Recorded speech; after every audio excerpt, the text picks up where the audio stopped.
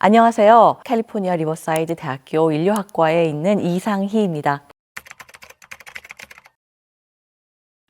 지금으로부터 50년 전에 루시라는 엄청난 화석이 발견되었거든요. 이 화석은 이티오피아에서 발견된 화석인데 도널드 요한슨이라는 고인류 학자의 이름을 세계적으로 알리게 된 그런 화석입니다. 루시는 인간의 조상인 고인류 화석종의 오스트랄로피테쿠스 아파렌시스라는 화석의 개체입니다. 인류 계통이 어떻게 시작되었는지, 왜 시작됐는지에 대해서는 다윈의 가설이 가장 큰 영향력을 가지고 있었어요. 다윈은 뭐라고 했냐면 인간의 특징은 4가지가 있다. 머리가 크고 두 발로 걷고 두 발로 걷기 때문에 자유로워진 두 손으로 도구를 제작해서 사용을 하고 도구를 제작해서 사용하니까 이를 사용할 필요가 없어서 우리가 더 이상 이빨이 아닌 치아가 된 그런 데미오한 상태가 되었다라는 게 이제 다윈의 가설이고, 사실 그 4가지의 인간적인 특징이 패키지를 이루게 된 결정적인 적응은 바로 동물성 지방, 살아있는 짐승을 잡아먹기 위한 사냥에서 온 거라고 생각을 한 겁니다. 다윈은 1859년에 종의 기원이라는 책을 발표를 했죠. 그로부터 거의 100년 뒤 1974년도에 발견된 루시는 다윈의 이야기가 맞았다면, 그러면 인류의 최초의 조상은 그 패키지를 가지고 등장을 해야 됩니다. 최초의 인류가 언제부터일까라는 생각은 그때 밝혀지지 않은 상황에서 330만 년 전이라는 꽤 오래된 화석이 발견이 되었는데, 그 화석이 루시가 아까 말씀드렸던 그 4가지 중요한 인간 다음을 가지고 있지 않았던 겁니다. 그러면 인류가 아닐 수도 있잖아. 인류 맞거든요. 왜냐하면 두 발 걷기의 특징을 가지고 있었기 때문입니다. 그들은 두 발 걷기의 특징을 가지고 있었어요. 오케이. 근데 머리는 작았던 거예요. 그리고 이는 컸어요. 도구는 없었어요. 루시 혼자 그런 게 없는 게 아니라 그 당시 루시의 동년배들, 루시 친구들이 다 그런 것을 안 가지고 인간 다음을 장착하지 않은 채 두 발 걷기만을 가지고 발견이 된 겁니다. 그래서 다윈이 생각했던 사냥 가설이 아니라는 그 증거를 루시 및 루시의 친구들이 주게 된 것입니다. 두 발 걷기는 사실 인간만이 하는 건 아니죠. 두 발 걷는 동물들 많죠. 침팬지, 유인원 다 두 발로 걷습니다. 펭귄도 두 발로 걷죠. 모든 새들은 두 발로 걸어요. 그런데 인간의 두 발 걷기가 어떠한 다른 두 발 걷기와 다른 점은, 인간은 두 발 걷기 외에는 어떻게라도 움직일 수 있는 방법이 없다는 겁니다. 그래서 인간의 두 발 걷기를 우리는 의무적 두 발 걷기라고 불러요. 다른 동물들은 두 발로 걷지 않으면 헤엄을 치거나 날아다니거나 아니면 4발로 걷거나, 그런데 이제 유인원, 영장류는 사실은 4발로 걷지를 않습니다. 유인원과 영장류는 특별하게 4발 달린 짐승이라고 하지 않아요. 그들은 4손을 가진 짐승입니다. 이렇게 딱 보시면 손은 어떻게 생겼었죠? 이렇게 5 가락이 있고 엄지손가락이 다른 손가락하고 갈라져서 옆을 보고 있어요. 그래서 이 엄지손가락을 돌려서 다른 손가락과 마주 볼 수 있게 됩니다. 이래서 나무를 탈 수가 있는 거예요. 유인원, 영장류, 원숭이들은 이 손이 4개가 있는 겁니다. 발도 손처럼 생긴 거예요. 인간의 발은 더 이상 손처럼 생기지 않았습니다. 여러분의 엄지발가락은 이렇게 생기지 않았죠. 엄지발가락은 가장 크고 다른 발가락과 같은 방향을 향해 있어요. 그 얘기는 뭐냐면, 두 발로 걸을 때 우리는 두 발로 걷는다고 이야기하지만 한 발로 체중을 싣고 걷는 거죠. 그래서 한 발에서 다른 발로 옮겨갈 때 그 체중은 엄지발가락으로 드는 겁니다. 그러니까 엄지발가락은 너무도 중요한 기능을 수행을 하는 거예요. 그리고 한 발로 걷기 때문에 사실은 매 걸음마다 이 몸이 균형을 다시 잡아줘야 됩니다. 새는 다리가 몸 중앙에 있죠. 그래서 한 다리로 서 있어도 별로 중앙선하고 멀리 떨어져 있지 않지만 우리의 다리는 옆에 있잖아요. 그래서 한 다리로 서게 되면 이 관절이 몸의 중앙선에서 옆으로 가게 됩니다. 그 얘기는 툭 하면 넘어지는 거예요. 그만큼 한 발 걷기는 위험한 그런 움직임이라고 볼 수가 있겠습니다. 엄지발가락뿐만이 아니고 다양한 몸의 부위가 뼈의 모습을 바꿀 수밖에 없게 되었어요. 그런데 그 특징들을 루시가 가지고 있는 거예요. 그러니까 의무적 두발 걷기 유일하게 인간이 하는 그것을 루시는 했고, 하지만 머리는 작아. 머리는 우리 신생아 머리 정도예요. 우리가 1400cc거든요. 그냥 평균적으로. 우리가 1400cc인데 갓난아기는 400cc예요. 그 쬐끄만 머리가 다 큰 침팬지 어른의 머리 크기이기도 해요. 두뇌 용량. 저는 그게 참 굉장히 철학적으로 의미가 있다고 생각을 하는데, 인간이 시작점, 인간이 태어났을 때의 두뇌 용량의 크기가 침팬지는 다 큰 머리의 크기인 겁니다. 그런데 루시가 가지고 있던 두뇌 용량 역시 400cc 정도로 갓난 아기의 두뇌 용량이었던 거죠. 쬐끄만 거죠. 머리 작고 도구 발견된 바 없습니다.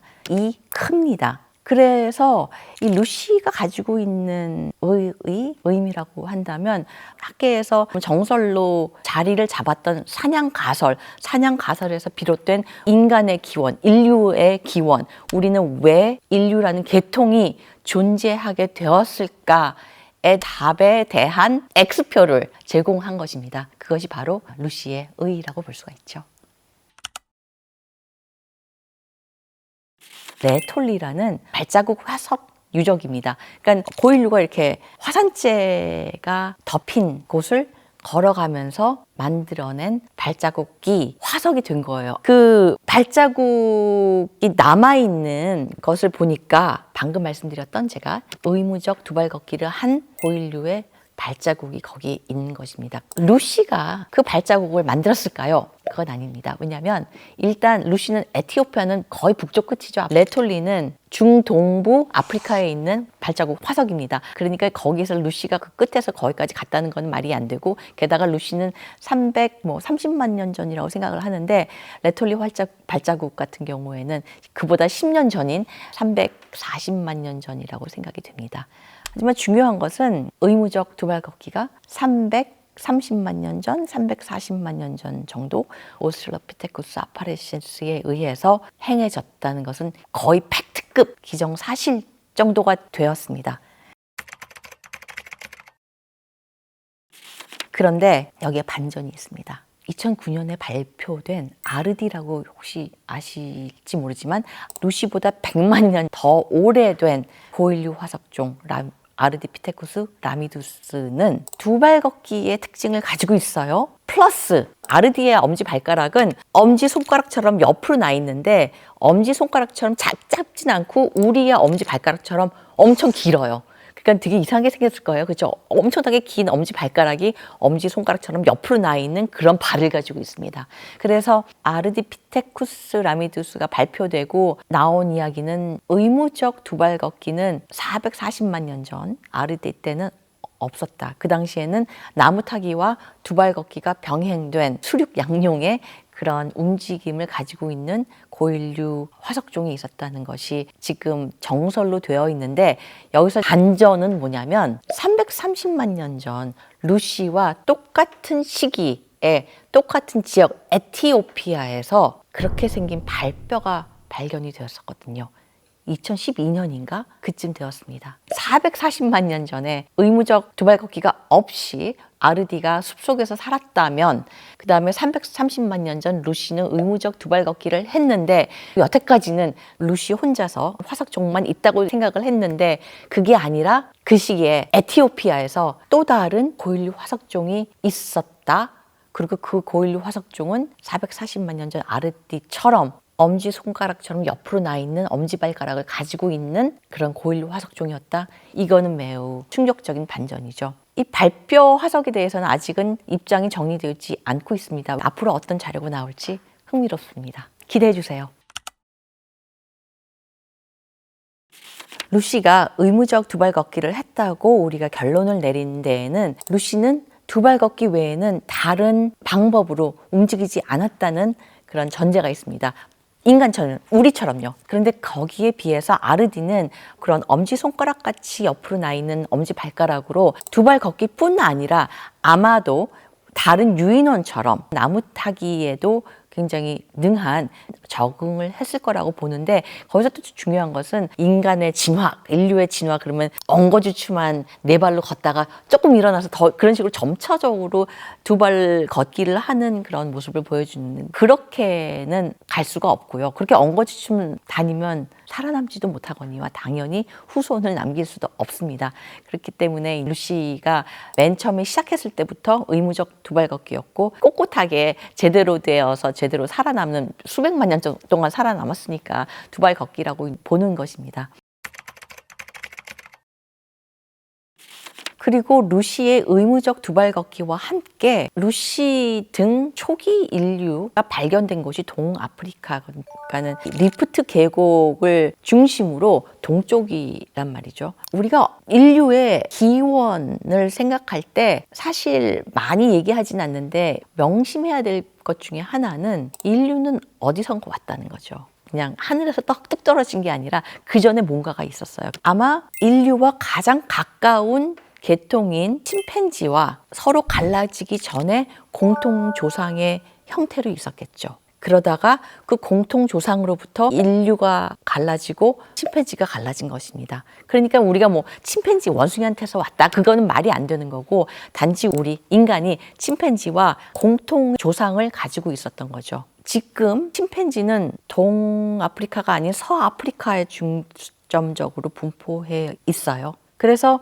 공통조상이 아프리카에 있었고 그 아프리카에서 있던 공통조상에게서 침팬지 계통과 인류 계통이 갈라지면서 침팬지 계통은 서아프리카에서 서식하고 인류 계통은 동아프리카 사반나 지역에서 서식하면서 말하자면 시장을 나눈 게 아닐까. 동아프리카는 점점 건조화가 진행이 되고 사바나 초지가 증가하는 곳이기 때문에 침팬지가 서식하 있는 서아프리카의 밀림하고는 좀 다른 그런 생태계를 가지고 있는 거거든요. 그래서 이 사반나에서 초지에서 생활하기에 더 적합한 움직임인 의무적인 두 발 걷기를 했다는 가설이 설득력이 있었습니다. 그런데 440만 년 전 아르디 같은 경우에는 숲에서 살았던 것으로 동위 원소 분석상 밝혀졌습니다.